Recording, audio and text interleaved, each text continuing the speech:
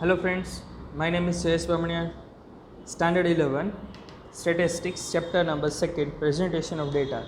आप लोगों ने पहले चैप्टर में देख ही लिया कि डेटा का मीनिंग क्या है. Data means what? Data means collection of the things, collection of the information. और अब जो कलेक्ट की हुई इंफॉर्मेशन है उसे प्रॉपरली हमें प्रेजेंट करना है, तो हम इसे बोलेंगे प्रेजेंटेशन ऑफ डेटा. लेकिन इस चैप्टर में थोड़ा डिटेल में देखने के लिए आगे बढ़ते हैं.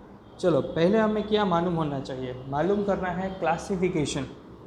डेटा को एनालाइज करना, इंटरप्रेट करना और उसे सिस्टमेटिकली अरेंज करना, इसे हम बोलते हैं क्लासिफिकेशन. देख सकते हो मीनिंग क्लियर लिखा हुआ है.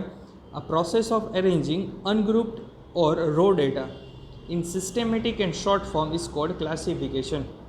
A process of arranging ungrouped or raw data in systematic and short form is called classification.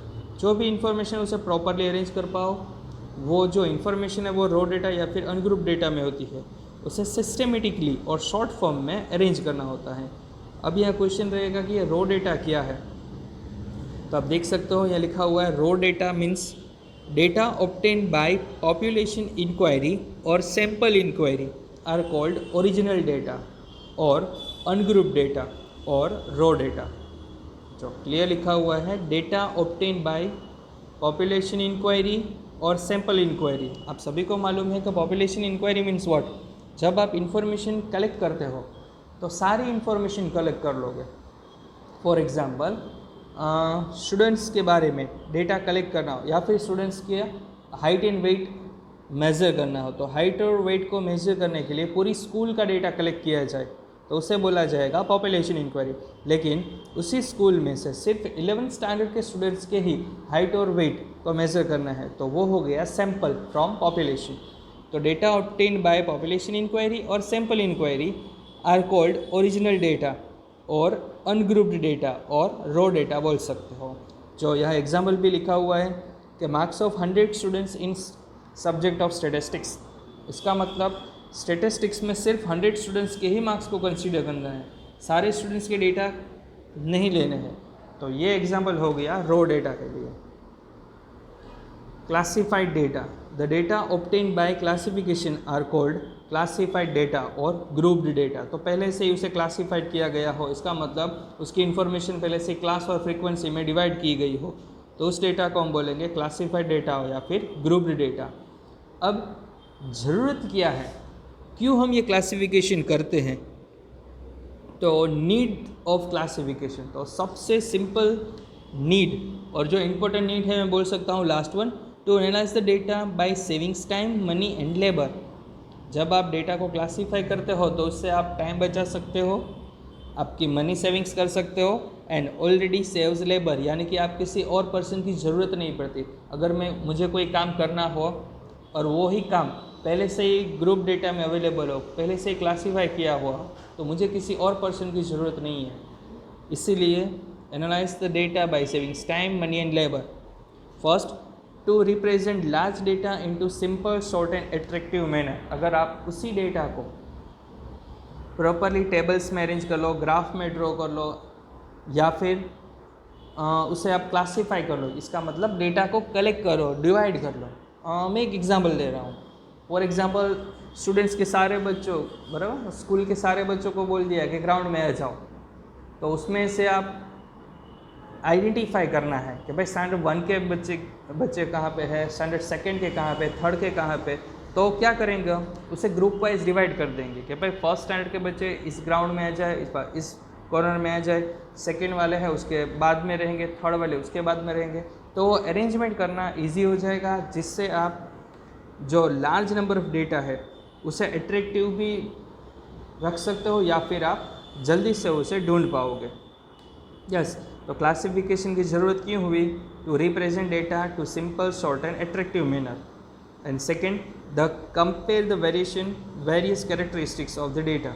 Compare the various characteristics of the data. तो उसके कैरेक्टरिस्टिक्स क्या है? अभी मैंने बोला ना कि सारे स्टूडेंट्स के बच्चों को आप अलग अलग बिठा दो, अलग अलग अरेंज कर दो, क्लासीफाइड कर लो, तो उसमें आपको कोई भी तरह की बातचीत करनी हो या फिर अरेंजमेंट करना हो तो वो इजीली कर सकते हो. Yes, the need of classification. अब इस चैप्टर में कुछ टर्म्स रहेंगे, जो टर्म्स आपको जानना बहुत ही ज़रूरी है. टर्म्स में फर्स्ट टर्म है वो है रेंज, वर्ड आएगा रेंज।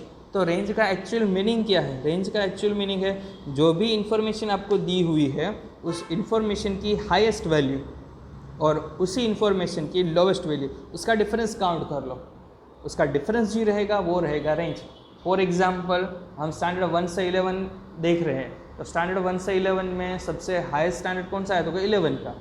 लोवेस्ट स्टैंडर्ड क्या है? 1, तो उसका डिफरेंस क्या हुआ? 11 माइनस 1 यानी 10। बस इसी तरह जो भी डेटा अवेलेबल हो उसकी हाईएस्ट और लोवेस्ट वैल्यू का डिफरेंस ले लो, तो डिफरेंस को हम बोलेंगे रेंज। सेकंड, क्लास और क्लास इंटरवल। तो नॉर्मली हम लोगों को मालूम ही है, स्टैंडर्ड 10 में भी हम लोगों ने सीखा हुआ है, क्लास जो x and frequency class available होते हैं। तो interval obtain bye 2 fixed value of variable is called class. The interval obtained by 2 fixed values of the variable is class। तो आप एग्जाम्पल में 10 से 14 का क्लास, 15 से 19 का क्लास, 20 से 24 का क्लास।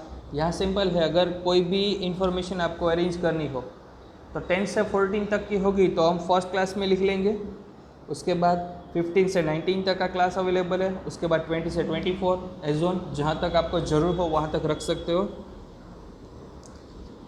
अब lower limit, the lower limit of a class is called lowest value of a class is called lower limit of that class.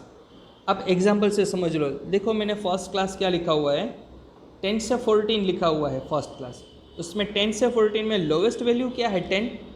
जिस 10 है वो है लोअर लिमिट, और यहाँ 14 है तो ये 14 क्या हो जाएगा? Upper limit.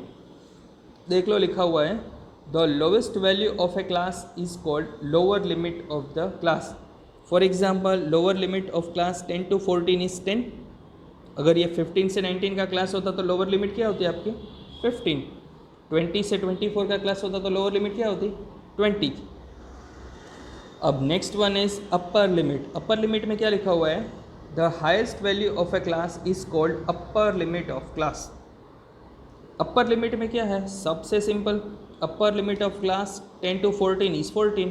10 से 14 का क्लास होता तो उसमें 14 है वो उसकी अपर लिमिट।